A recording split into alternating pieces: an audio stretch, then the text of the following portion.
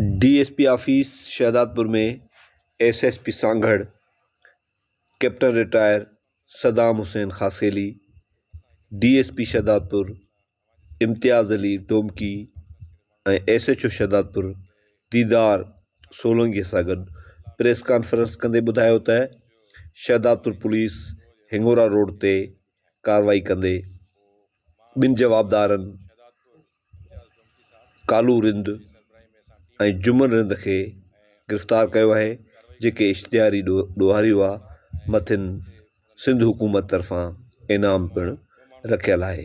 हिन मीडिया खे तफ़सील ॾींदे ॿुधायो त इहे जेके ॿ ॾोहारी आहिनि इहे असांखे घुर्बल हुया ऐं इहे इनामी याफ़्ता गवर्नमेंट ऑफिसनि जे तरफ़ां इनामी याफ़्ता हुया, जिन मां हिकिड़े ते 5 लखनि जो इनाम हुयो ऐं ॿिए ते 3 लखनि जो इनाम हो।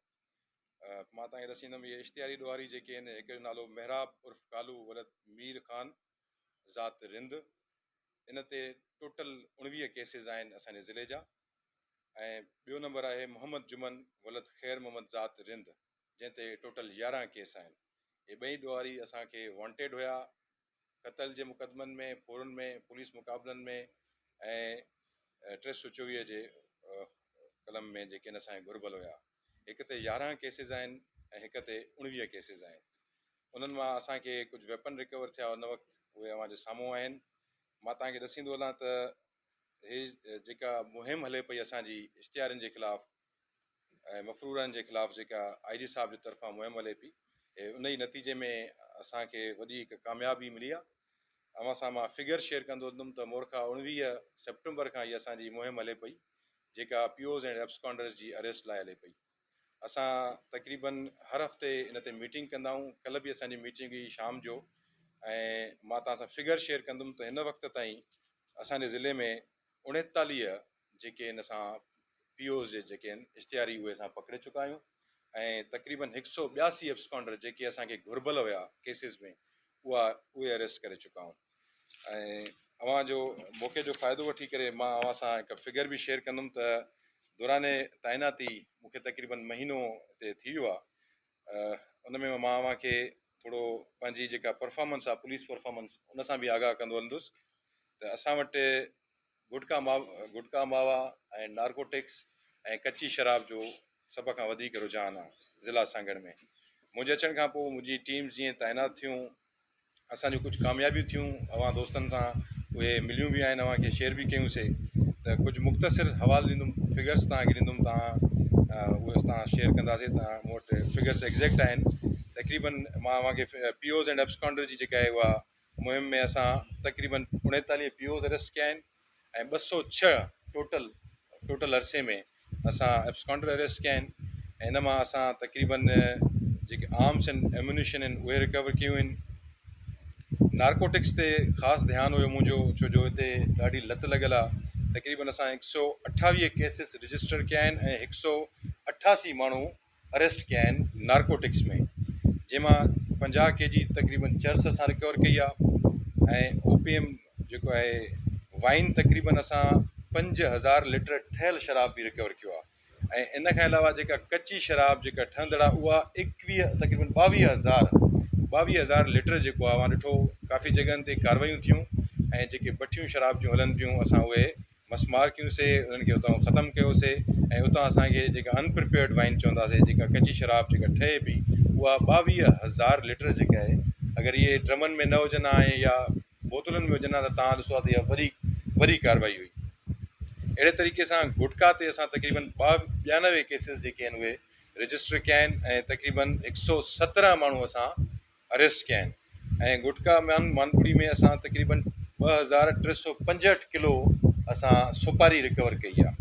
ऐं जेका उन खां अलावा जेका अनप्रिपेयर्ड स्वीट एंड सुपारी आहे, उहा सेपरेट आहे, उहा तक़रीबन 2300 किलो उहा बि रिकवर कई आहे।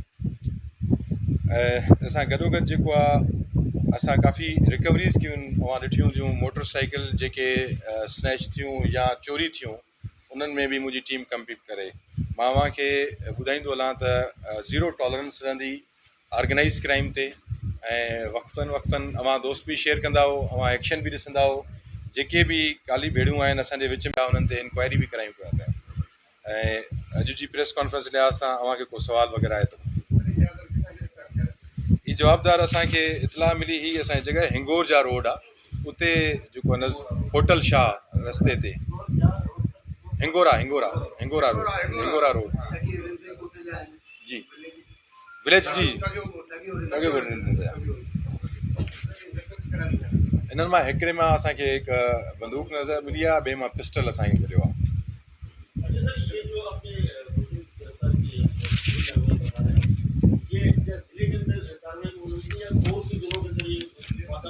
जी अभी ये 3 ज़िलों की जो है ना हमने डेटा ली है, मज़ीद भी डेटा अभी जैसे अरेस्ट करके हम वायरलेस मैसेज हमारा तरीक़ेकार है वो हम भेजेंगे। अगर ये कहीं और भी वांटेड है तो वो भी हमें इंशाल्लाह वो भी हमें रिकॉर्ड मिल जाएगा। अभी जो हमने अपने ज़िले और अपनी रेंज के ज़िलों से लिए तो वो हमें डेटा जल्दी मिल गया है, मज़ीद जो है हम इनका डेटा कलेक्ट करेंगे।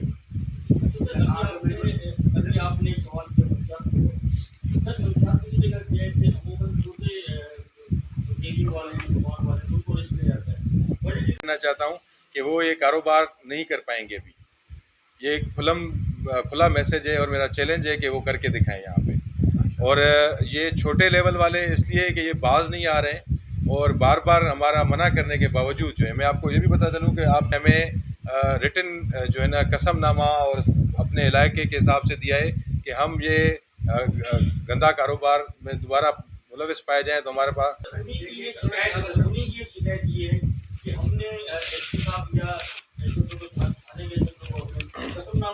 इसमें मुलविस होंगे या कारोबार कर रहे हैं तो उनको पुलिस तंग करेगी। अगर कोई नहीं है, उन्होंने छोड़ा हुआ है, उसको कोई तंग नहीं करेगा। मैं सारी चीज़ें देखता हूँ, मैं आप सारे दोस्त मुझसे डेटा भी शेयर करते रहते हैं, इन्फॉर्मेशन भी देते रहते हैं। और ये मैं कहूँगा कि ये शहदादपुर जो हमारा सहाफ़ी बिरादरी है ये अच्छा किरदार अदा करे, ये इसको आपने आगे बढ़ाना है। हमने मिल के, ये आपका हमारा शहर है, इनको हमने मिल के साफ़ करना है। आपका साथ होगा तो आप इन्फॉर्मेशन देंगे तो हम उस पर काम करेंगे, ये कभी भी नहीं होगा।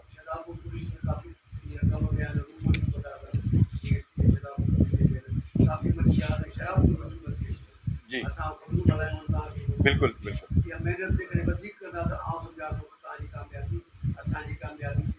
बिल्कुल ॾिसो जेके महिनत सख़्ती बिल्कुलु कनि था ऐं इंशाल्लाह हिनखे वधीक पैस वधाईंदासीं।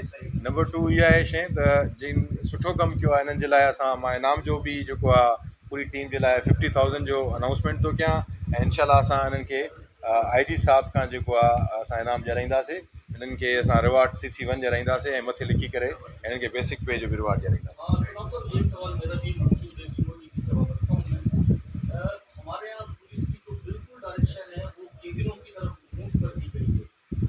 जनरल क्राइम के ऊपर रोजाना वारदातें भी होती हैं शहर में और भी तमाम स्नैचिंग भी होती है, मोबाइल की स्नैचिंग तो तकरीबन ऑलमोस्ट होती है।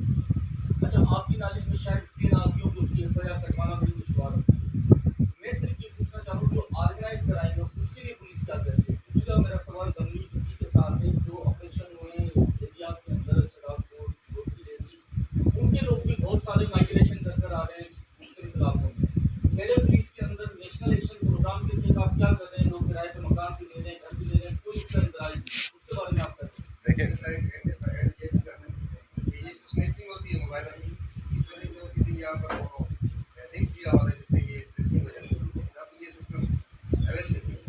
नहीं, देखिए मैं अब पहले भाई का सवाल किया जिसने उनका जवाब दे दूं, सवाल करके गायब हो गए। आप जवाब भी सुने, आप सुने भी सही थे। आपने इस पहला सवाल किया कि स्नैचिंग की वारदातें होती हैं, लोग FIR रजिस्टर नहीं कराते और मेरे नॉलेज में नहीं आती। देखें, मेरी नॉलेज में हर चीज़ आती है, वो आपके थ्रू हो या मेरी इंटेलिजेंस ब्रांच के थ्रू हो या स्पेशल ब्रांच के थ्रू हो, आपका छोटे से छोटा वाक़या मेरी नॉलेज में आता है। और आप ये ना समझें कि अगर वो क्राइम रजिस्टर नहीं होता तो उससे SHO से पूछा नहीं जाता। आप बैठे हुए मेरे सामने पूछें कि ये जो अनरजिस्टर्ड क्राइम या जो अनरिपोर्टेड क्राइम जिसे हम कहते हैं वो हो जाता है तो उनका भी इनको रिटन में जवाब देना पड़ता है और उनको मैं महकमाना शोकाज नोटिस देता हूँ और वो चीज़ रिकवर होती है। अमूमन लोग शेयर नहीं करते, लोग बताते नहीं हैं क्योंकि छोटे लेवल की चीज़ें हैं या इसका मोबाइल फ़ोन है या मोटरसाइकिल चोरी हो गया है मेरे SHO में अभी इनको यही बता रहा था कि आप थोड़ा जो है वो कार्रवाई करके उनको हैंडओवर करके बजाय वीडियो के आप उनको एक तस्वीर खींच के वो प्रेस रिलीज़ दिया करें मेरे ऑफिस के थ्रू, ताकि लोगों को पता चले कि एक की मोटरसाइकिल गई है तो उसकी रिकवर हुई है। ये आप दीदार से मिलके चेक कर लेना उन्होंने कितनी मोटरसाइकिल रिकवर कराई है। आपकी बात बिल्कुल ठीक है, हमारे पास रजिस्ट्रेशन लोग नहीं करा रहे हैं। अगर देखो क्राइम रजिस्टर नहीं होगा, चलो ये तो हम अपने तौर पे कर रहे हैं कि अनरजिस्टर्ड क्राइम पे, अनरिपोर्टेड क्राइम पे भी मैं इनसे पूछता हूँ। इनसे पूछो कि अनरिपोर्टेड क्राइम पे इनको कितने जो कहना महकमाना शोकाज नोटिस मिले हुए हैं, और जब तक वो रिकवर नहीं करते। आप इसकी बात करें, मैं किसी छोटी मोटर चोरी की भी वो भी इनसे रिपोर्ट लेता हूँ।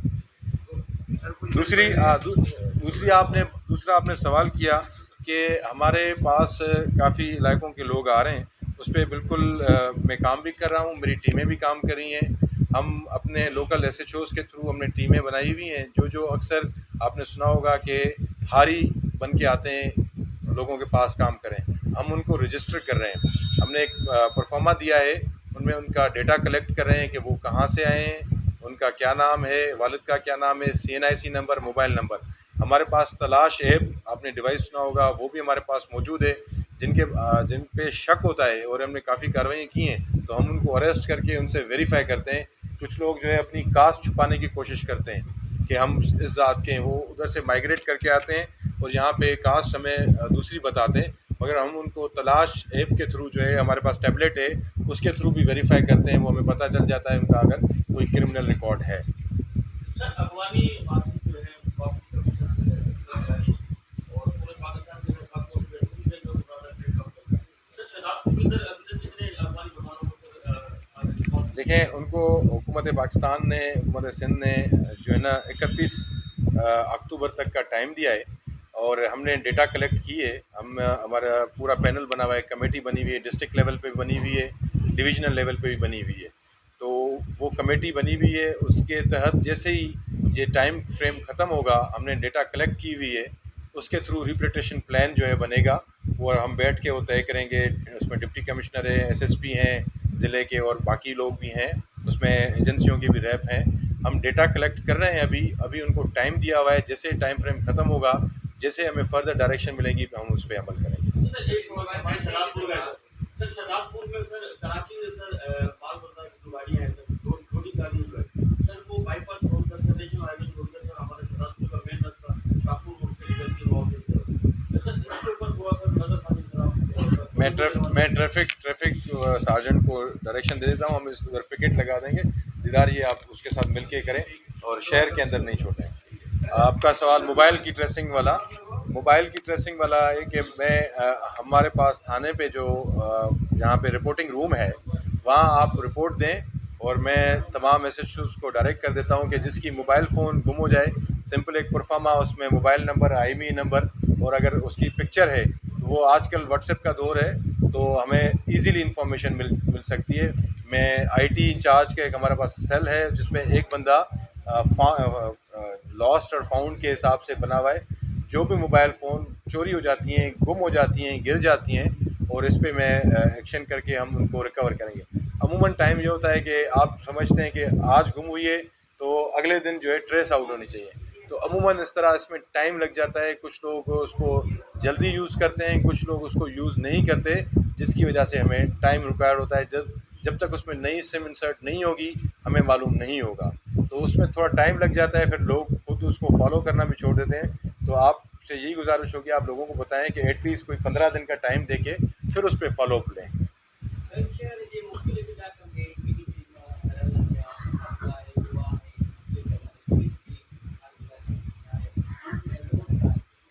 जी बिल्कुल, तव्हां सही पॉइंट आउट था कयो। ॾिसो, पहिरियां त शइ इहा क्लियर हुजणु खपे त असांजी पॉलिसी क्लियर आहे ऑर्गेनाइज़ क्राइम जे ख़िलाफ़ु। उहो जुआ आहे, मंशियात आहे, आंकड़ा पर्ची आहे, या जेके तव्हांजा ड्रग जा अदा आहिनि जेके, उहे पहिरियां पुलिस जी जेको आहे तव्हां चवंदा त मर्ज़ी सां हलंदा हुआ।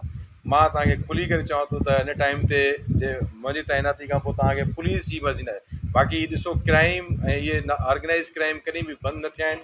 इहे चोरी लेवल ते लिकी करे हलनि ज़रूरु था, पर हिननि जे ख़िलाफ़ु कार्रवाइयूं थियनि थियूं, अव्हांखे नज़र ईंदियूं हूंदियूं। जेके बि माण्हू पकड़जनि था या जुआ जॾहिं ते छापा लॻनि था, उहे इन ई कार्रवाइयुनि जो सिलसिलो ई आहे जेको असां उन्हनि खे आगाह करे छॾियो आहे त पुलिस जिथे बि इंफॉर्मेशन मिलंदी असां हुते रेड कंदासीं।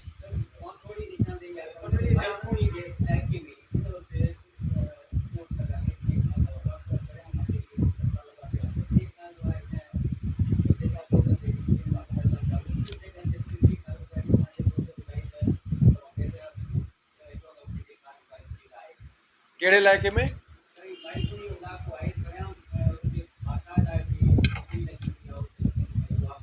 जुआपियल आकड़ा पर्ची, ठीकु आहे।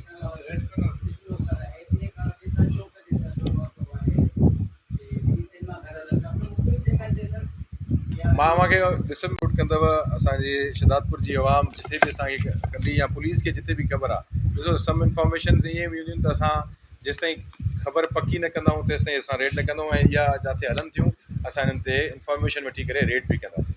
ऐं असांजो मक़सदु इहो हूंदो आहे त रेड थिए त हुन में कामयाबी थिए, न सिर्फ़ु जेको आहे माण्हुनि खे पहिरियों ई इतलाह मिली वञे उहे बंदि करे हलिया वञनि।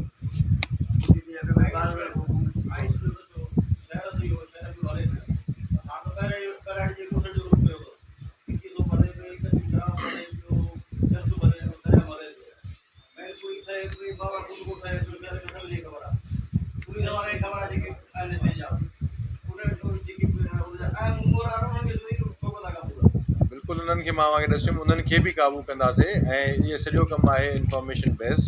ऐं अव्हांखे मां इहो ॾसींदो हलां त जिथे अव्हां पॉइंट आउट कयो था, मां तव्हांजे सवालनि खां पहिरियां ॿुधायमि त मूंखे हिन ज़िले में सभ खां वॾी चैलेंज मंशियात जी आहे।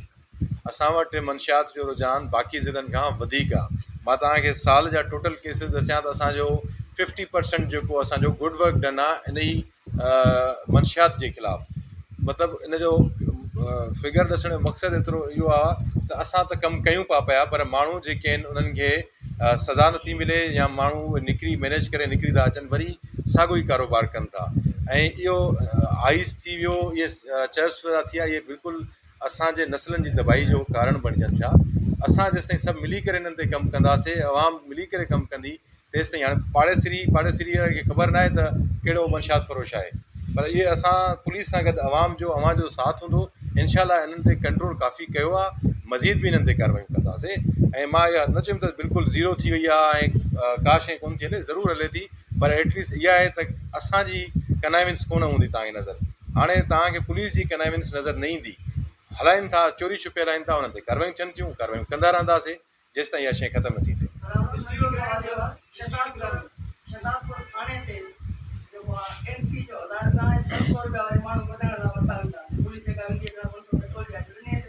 इहा अगरि आहे शइ त इहा एस एच ओ साहिबु इहा हिकु मुंहिंजे ख़्याल में प्रेस कॉन्फ्रेंस में अहिड़ो सुवाल तव्हांजे लाइ सवालिया निशान आहे पूरे थाणे जे लाइ।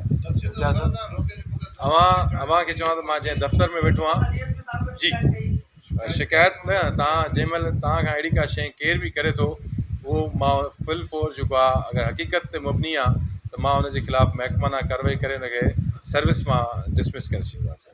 तव्हांखे मां क्लियर चवां थो कि अगरि आवाम सां इहो रवैयो रहियो जंहिं बि पुलिस ऑफिसरनि जो, उहे महकमे में न रहंदा।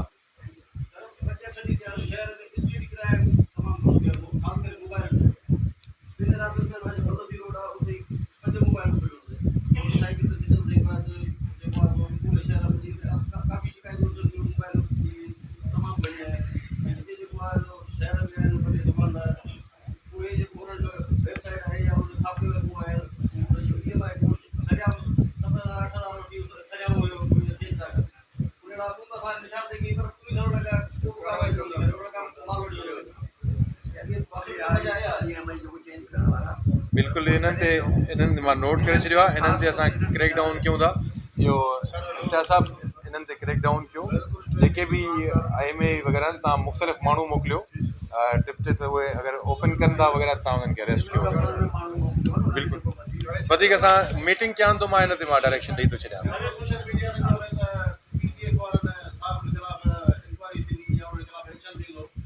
जी